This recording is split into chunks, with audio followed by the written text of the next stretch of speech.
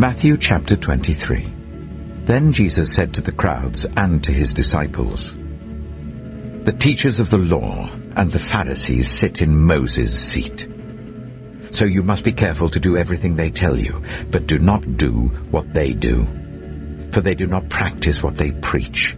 They tie up heavy, cumbersome loads and put them on other people's shoulders, but they themselves are not willing to lift a finger to move them. Everything they do is done for people to see. They make their phylacteries wide and the tassels on their garments long. Or they love the place of honor at banquets and the most important seats in the synagogue. They love to be greeted with respect in the marketplaces and to be called rabbi by others. But you are not to be called rabbi, for you have one teacher, and you are all brothers. And do not call anyone on earth Father, for you have one Father, and he is in heaven.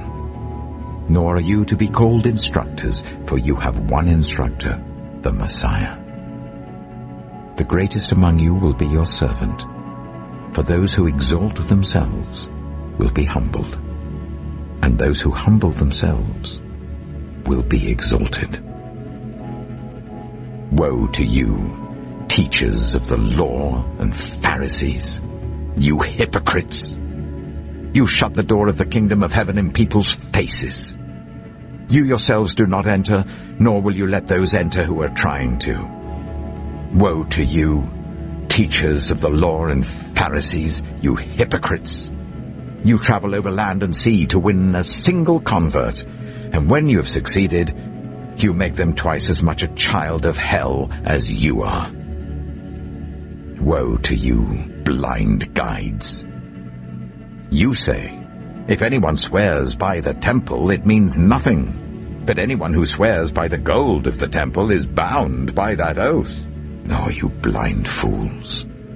Which is greater, the gold or the temple that makes the gold sacred? You also say, if anyone swears by the altar, it means nothing. But anyone who swears by the gift on the altar is bound by that oath. Oh, you blind men! Which is greater, the gift or the altar that makes the gift sacred?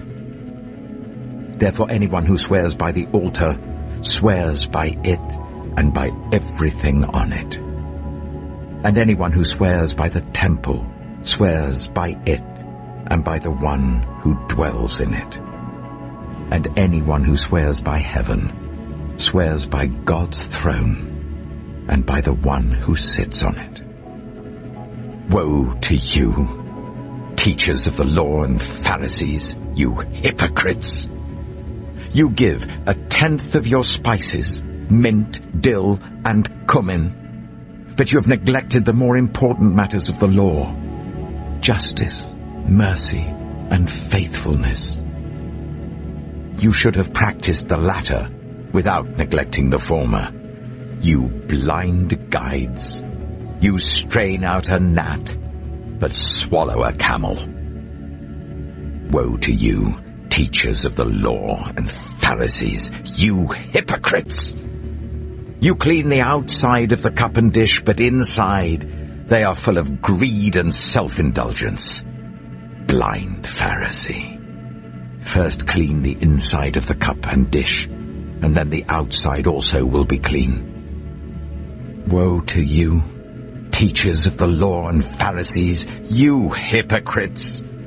You are like whitewashed tombs, which look beautiful on the outside, but on the inside are full of the bones of the dead and everything unclean.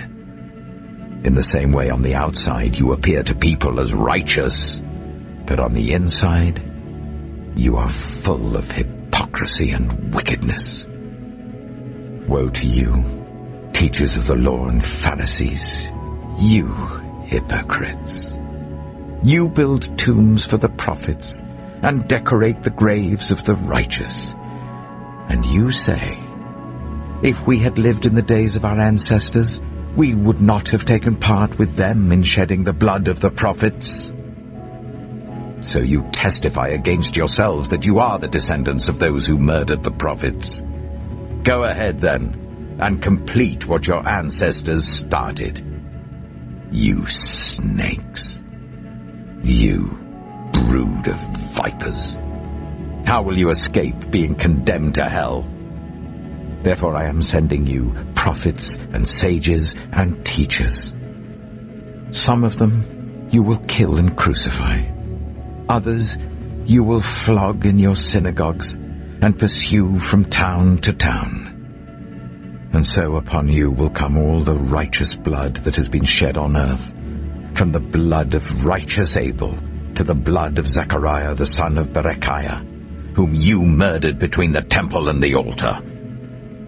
Truly I tell you, all this will come upon this generation. Jerusalem, Jerusalem, you who kill the prophets and stone those sent to you. How often I have longed to gather your children together, as a hen gathers her chicks under her wings, and you were not willing. Look, your house is left to you, desolate. For I tell you, you will not see me again until you say, Blessed is he who comes in the name of the Lord.